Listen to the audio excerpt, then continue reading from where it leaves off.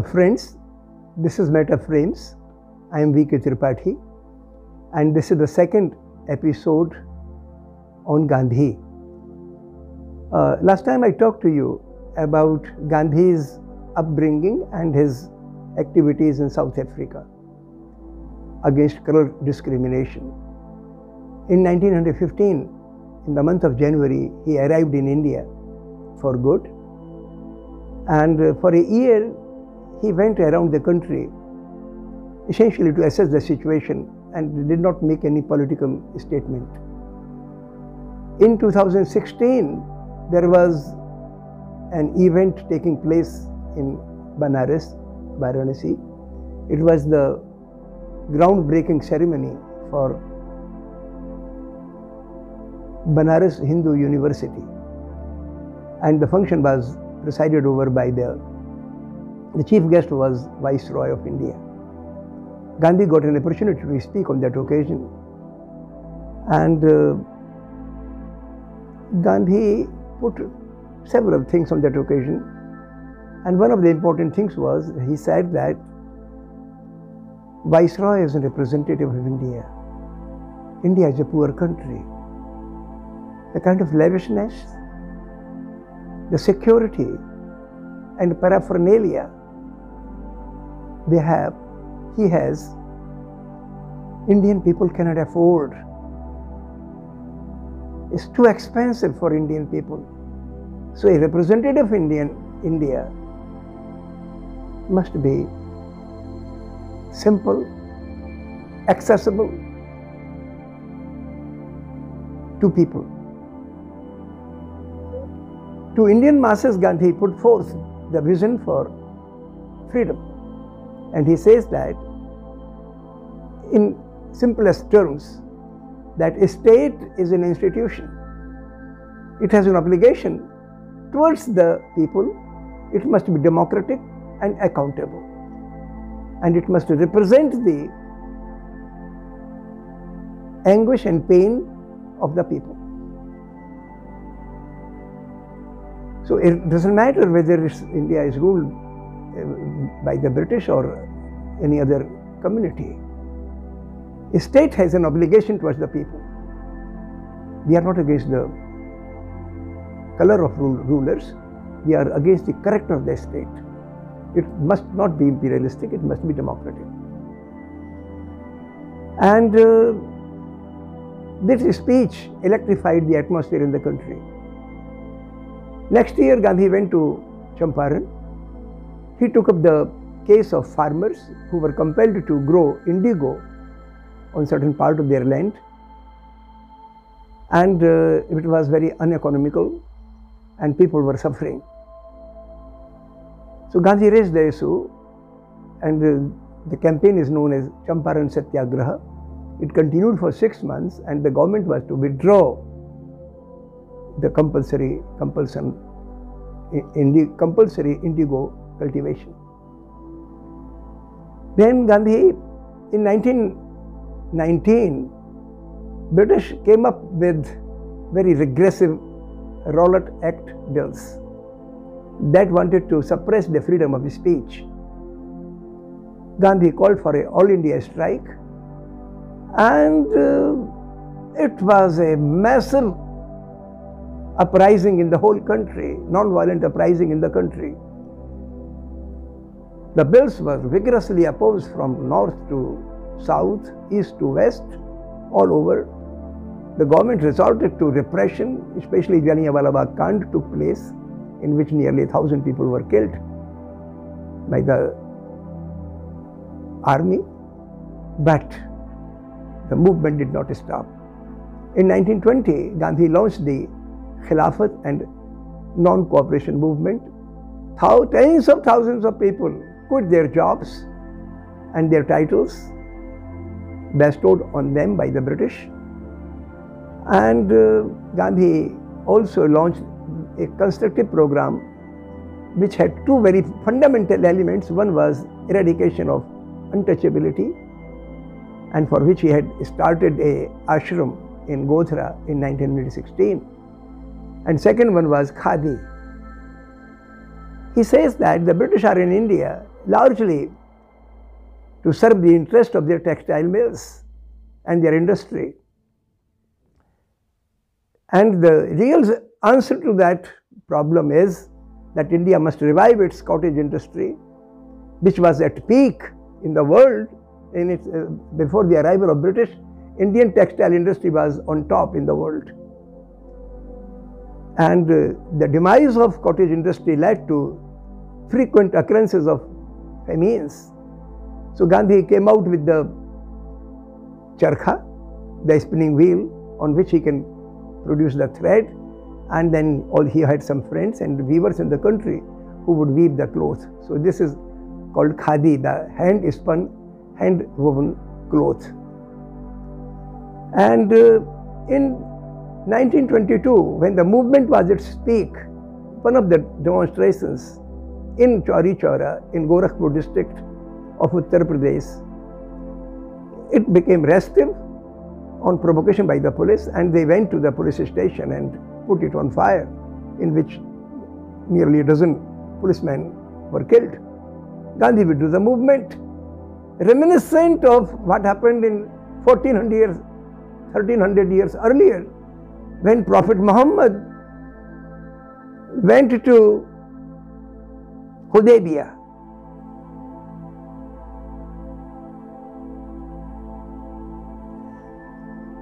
Gandhi's step in Chauri Chaura is reminiscent of what happened 1400 years ago in Saudi Arabia, when Prophet Muhammad came to visit Kaaba with 1400 friends or followers of Islam.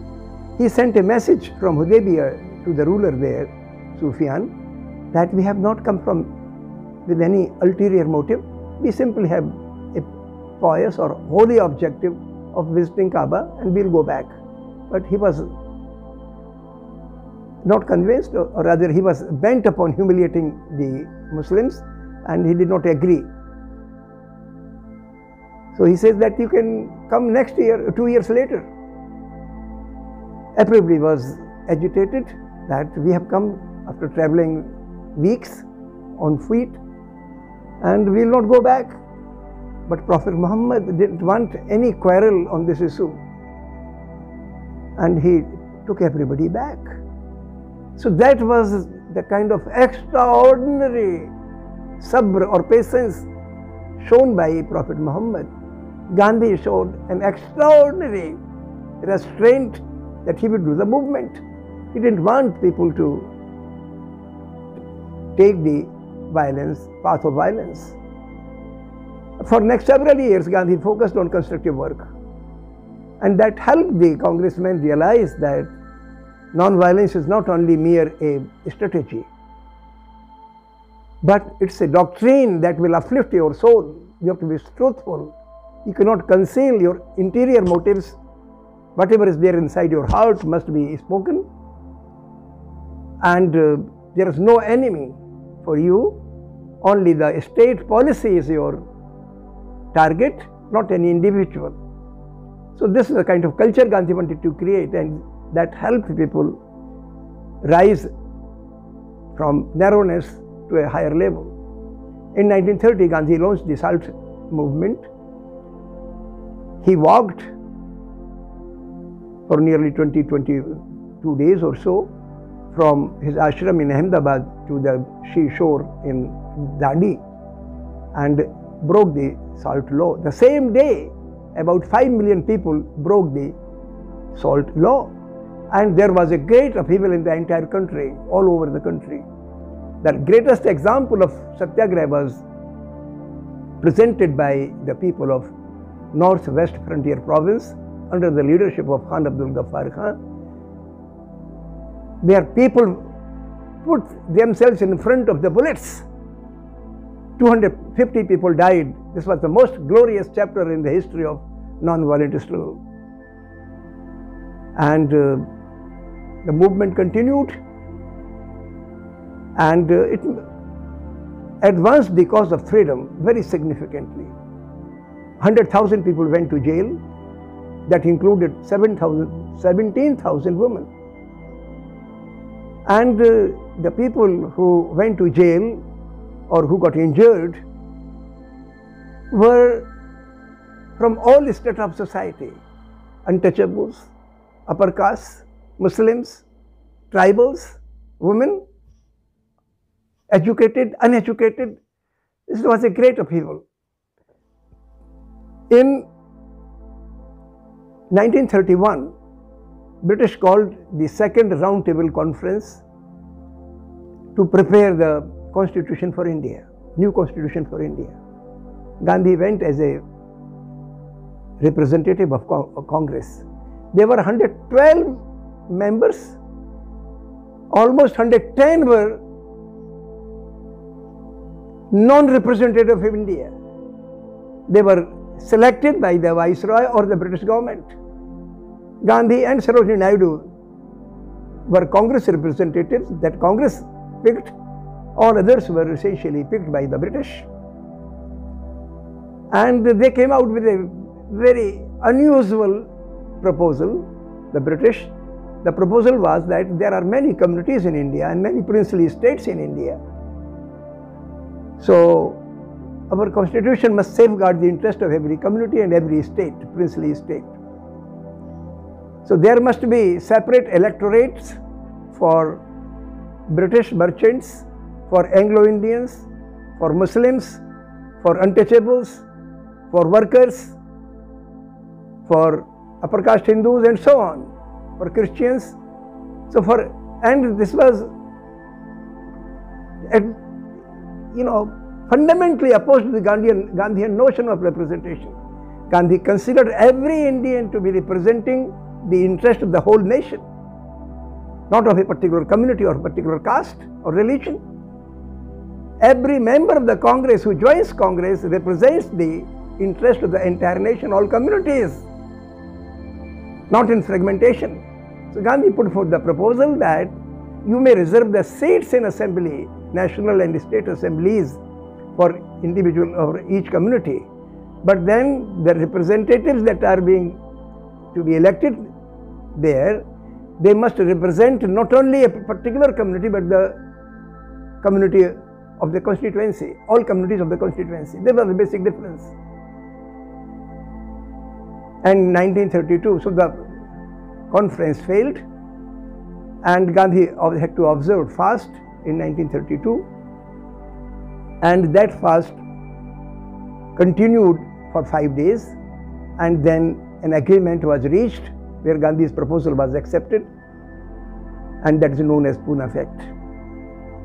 Then Gandhi toured the nation for a year, spreading the message that caste discrimination must end and we must develop an all-India vision. Every community must transcend the barriers of his or her religion and caste. And this is how Gandhi evolved the masses into the political process, political struggle. When the World War arrived, Gandhi was the opinion that I am dead against fascism and Nazism, and hence against the Axis powers, which are Germany, Japan and Italy. But India cannot participate in the war as a slave nation. But the British, without consulting any political party in the country, threw India into the war. In the First World War, British had employed 13 lakhs, 1.3 million Indian soldiers, out of which about 74,000 had died, serving the interest of the British in many countries, including the Middle East. Gandhi didn't want that to happen now. So he suggested that India can participate in the war as a free nation, or at least the guarantees must be given that India will gain freedom. The British were not interested in having any dialogue with him, and hence Gandhi had to start in 1941 the individual satyagraha, and in 1942 the Quit India movement. These movements were the greatest movements ever on Indian soil. They galvanized the entire nation from top to bottom, east to west, north to south. And British, it became impossible for the British to curb the rebellion, non-violent rebellion. In 1943, when there was a very severe famine in West Bengal, in Bengal, that killed nearly 3 to 4 million people, Gandhi had to observe fast in the prison for two reasons. He says that the government is indifferent, and secondly, there was in Bengal, the Muslim League and the Hindu Mahasabha, they were running a government, pro-British government, and they were also indifferent towards the suffering of the people. Rather, they were sharing power together, but on the ground they were creating a breach, a gap between, or animosity between Hindus and Muslims. So Gandhi observed 21 days fast in the prison, and that shook the world and created a wave of sympathy towards India's freedom in the United States of America and many European countries, and that essentially brought India to the threshold of freedom. In 1946, there was another test of Gandhi, but probably that was the most severe test he had to undertake, and that was to fight the prejudice.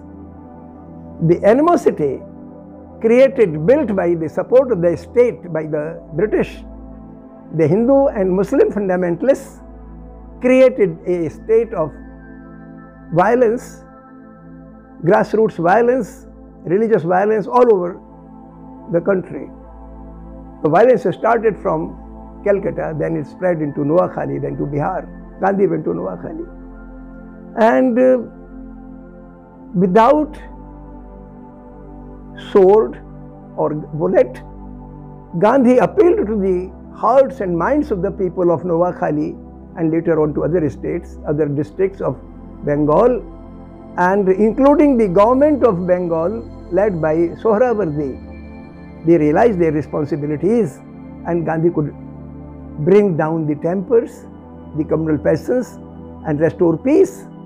Then later on he went to Bihar, and there also he was able to cool down passions.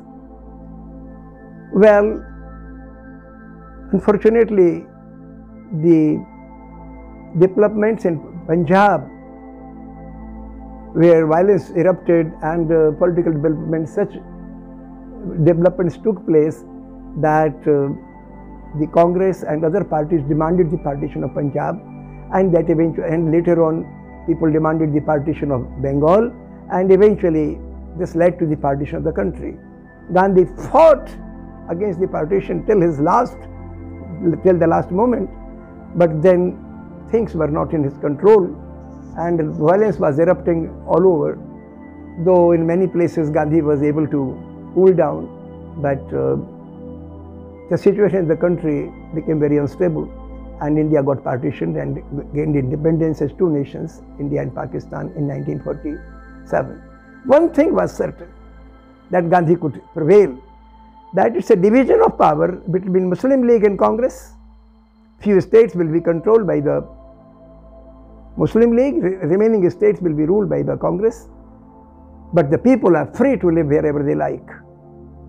So it's not a division of people or their wealth or their property or their lands. It's a division of political power. There was to be accepted, and that was accepted by both the countries and by the British government at that time. Well, subsequently, violence after the partition took place, more severe violence started in Punjab. Gandhi was in Calcutta on the day of India got independence, August 15, 1947. 2 days later, violence erupted in Calcutta also. He observed fast for a few days, and that brought down violence decisively in Calcutta as well as in Bengal. Then Gandhi came to, in September, Gandhi came to Delhi. He wanted to go to Punjab, which was burning. And Gandhi came to Delhi, then he saw dead bodies, piles of dead bodies in Delhi. he saw that a continuous stream of refugees was coming from Pakistan. Hindus and Muslim refugees, Hindus and Sikh refugees were coming from there. And there was a continuous inflow of Muslim refugees from Delhi, its neighborhood, because they were being removed from their homes, killed and butchered. So Gandhi saw bloodshed all over, and he said that I will have to practice do or die at this moment. Gandhi fought with great bravery, and he infused strength in suffering masses not to lose their humanism. And many people responded with great conviction and courage. And in January 1948, Gandhi observed fast for 5 days. That brought down violence very significantly in Pakistan as well as in India.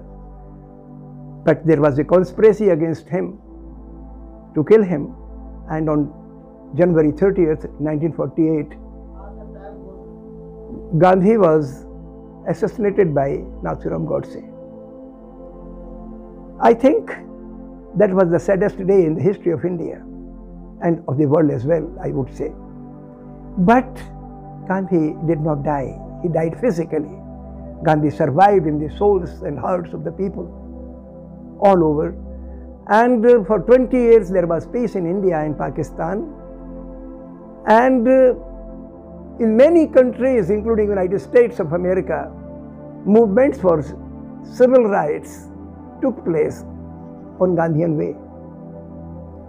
And still today, when we are living in the 21st century, when the world is not yet free from corporate imperialism and sectarianism, Gandhi still gives us hope. He gives us the strength to fight against these two evils with the force of the soul, force of the truth.